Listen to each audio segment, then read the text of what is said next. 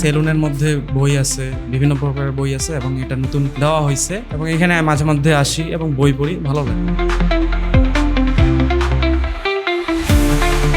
অন্য সময় চুল কাটাতে এসে আমাদের অনেক বিরক্ত লাগতো, কিন্তু এখন আর লাগে না, কারণ আমাদের হলের বড় ভাই মোহাম্মদ ওমর ফারুক এখানে একটি পাঠাগারের ব্যবস্থা করে দিয়েছেন। যখন আমরা আসি, যদি অনেক সিরিয়াল থাকে তখন আমরা বসে বই পড়ি, ফলে আমাদের বিরক্ত লাগে না এবং সময় মতো আমরা চুল কেটে রুমে ফিরে যেতে পারি। এখানে বই রাখা হয়েছে আজকে মনে হয় মাসখানেক হয়ে গেছে।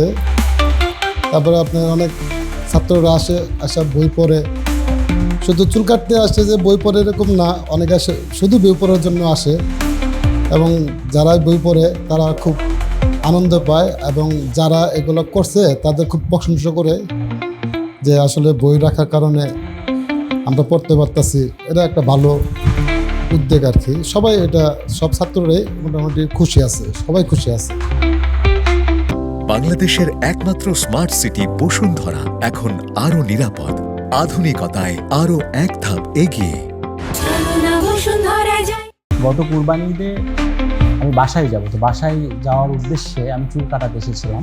তো চুল কাটাতে এসে দেখি যে অনেকে বসে আছে, লম্বা লাইন, সেখানে আমার সিরিয়াল পেতে অনেক কষ্টসাধ্য হবে। তখন আমি হুটহাট এখান থেকে বাইরে চলে গেলাম। বাইরে চলে ভাবলাম কি লম্বা লাইন, মানুষ এমনি বেকার বসে আছে, তো এই বেকার বসে না থেকে তারা যদি এই বেকার সময়টাকে কাজে লাগায় বই পড়ে, তাহলে তাদের জন্য আরো ভালো হবে। তো আমি দেখলাম যে যেহেতু এই যে জুলাই আন্দোলন হলো, জুলাই আন্দোলনে অনেক মানুষের ত্যাগের বিনিময়ে এই নতুন বাংলাদেশ বিনির্মাণ হয়েছে। তো আমি যদি লাইব্রেরিটা বা এই যে পাঠাগারটা তাদের নামে করি, তাহলে দেখা যাবে যে তাদের প্রতি মানুষের একটা সফট একটা কর্নার থাকবে আর কি। তো সেখান থেকে আমি ভাবলাম যে ঠিক আছে, তাহলে আমি এটা মানে পাঠাগারের উদ্যোগ নিই। আমি নিজেই বসে করে ডিজাইন দেখলাম, এই যে কাঠ দিয়ে সেটা এলাকা থেকে আমি নিজেই করে ডিজাইন দিয়ে বানিয়ে নিয়ে এসেছি, যে বইটা বিভিন্ন কিছু নিয়েছি। তো মূলত আইডিয়া এইভাবেই আসছে।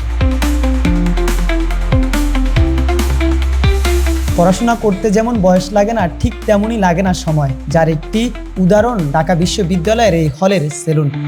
এখানে যারা চুল কাটতে আসেন তারা দীর্ঘ সময় অপেক্ষা করতে হয়, ঠিক সেই সময়টিও কাজে লাগান ঢাকা বিশ্ববিদ্যালয়ের শিক্ষার্থীরা বই পড়ে। ইসমাইল হোসেন, বাংলা নিউজ 24, ঢাকা।